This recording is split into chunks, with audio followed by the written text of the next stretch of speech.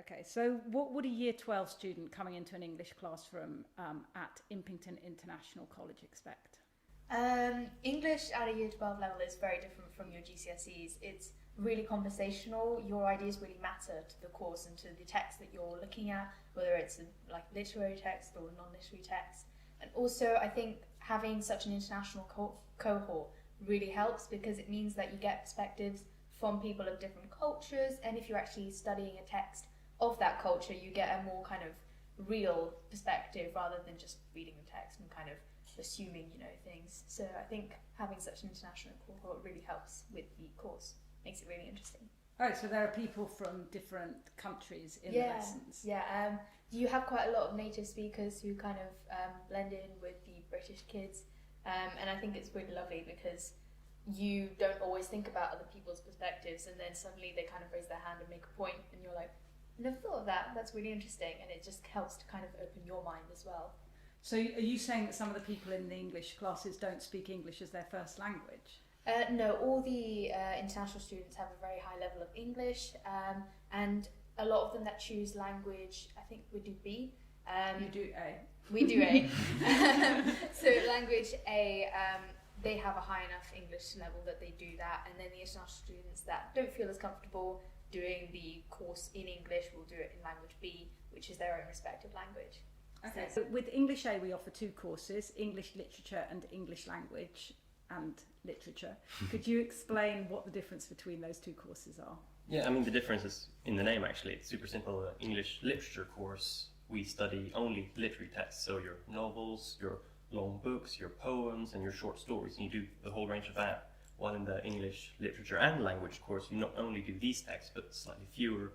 You also do things like cartoons, internet comics. We do lots of focus on studying pictures and advertisements. So for example, for our individual oral in the English Literature and Language course, we can compare a literature text, so for example a book, with for example an advertisement and see how they use different themes or similar themes in different ways, which is super interesting. It's really applicable to the real world, I think.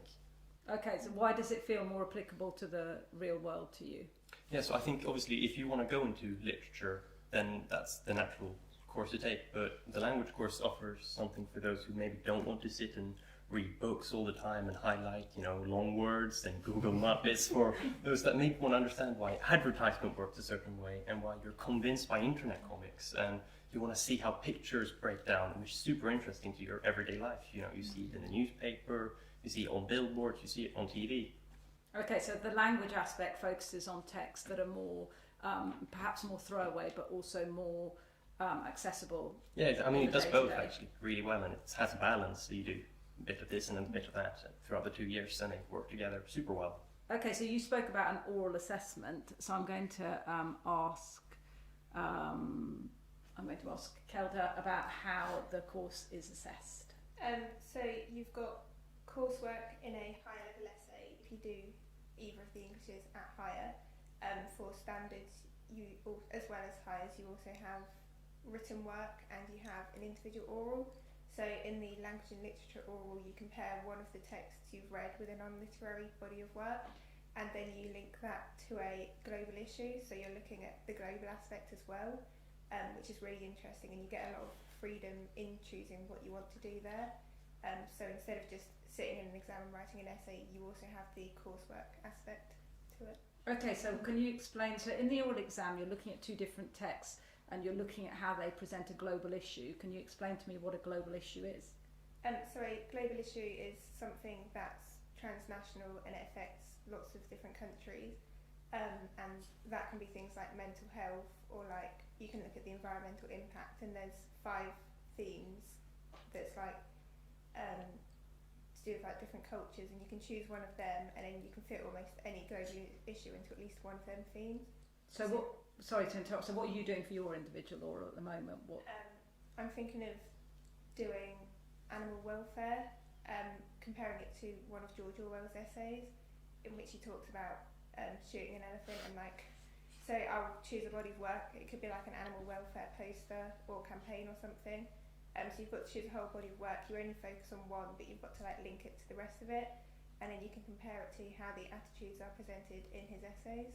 Okay, so you're going to look at Shooting an Elephant by George Orwell and then perhaps like an animal rights campaign and compare how they both represent cruelty to animals. Yeah. And did your teacher get you to have that idea, or is that something that you're interested in yourself?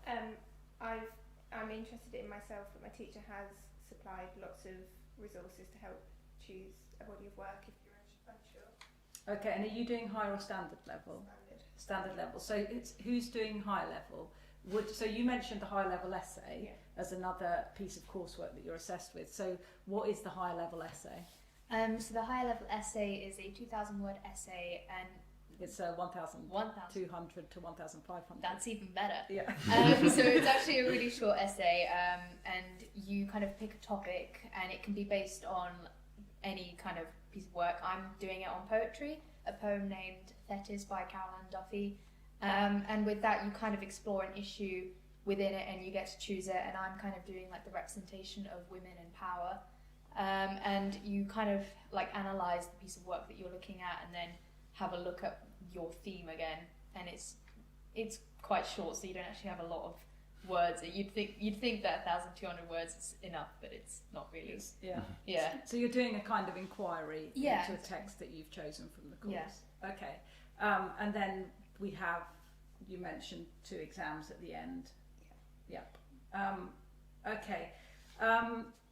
So how does it differ from the GCSE? What's different about the classroom and the way that the course is organised? I think so. A lot of people watching this will be probably having just finished their English language and English literature GCSEs. The language side is hugely different, and the literature side is massively different as well. I think one of the main things is definitely you are encouraged to kind of make your own opinion about things rather than just a kind of GCSE. I especially found it was the teacher would say this is what was right, this is what you'd regurgitate in an exam. Whereas now it's a bit more kind of, this is your opinion. You go out and you find the evidence for your opinion, you support your opinion, and you present that in quite a nice way in your kind of exams and your essays and stuff, rather than just regurgitating what every single student's been told for the past, however many years. I think that's the main difference probably across both of them. English language is not what you think it would be. It's very different to GCSE.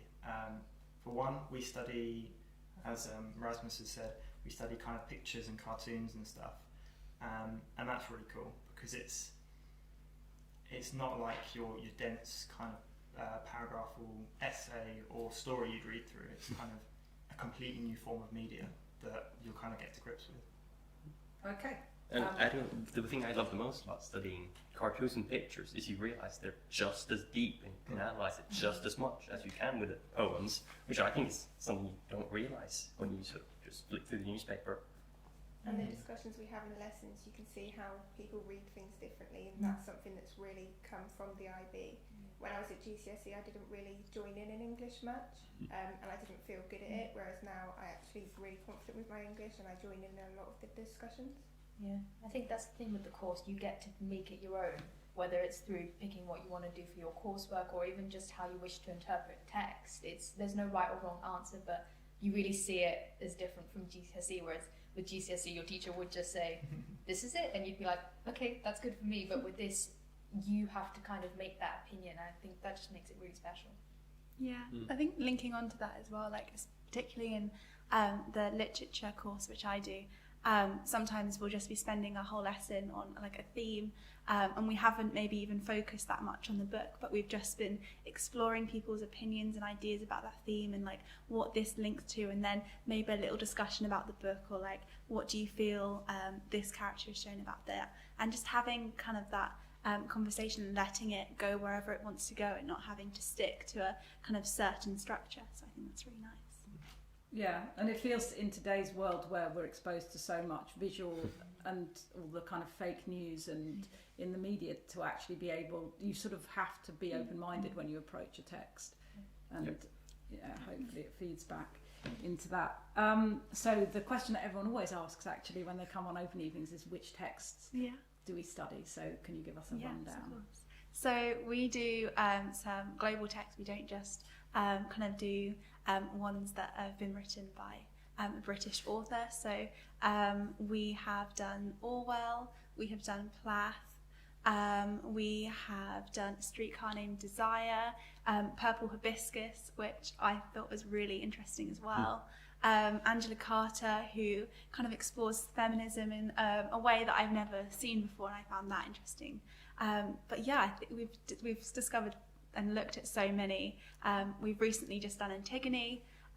So yeah, we cover a range, and if there's a particular one that you're interested in, we might spend more time on that, or you might do look at that in your own time, and then when it comes to your IO or higher level essay, you kind of look into that deeper, or might link a poem that you studied or looked at from Plath to another kind of poem that you haven't looked at before. So you cover a range. Yeah.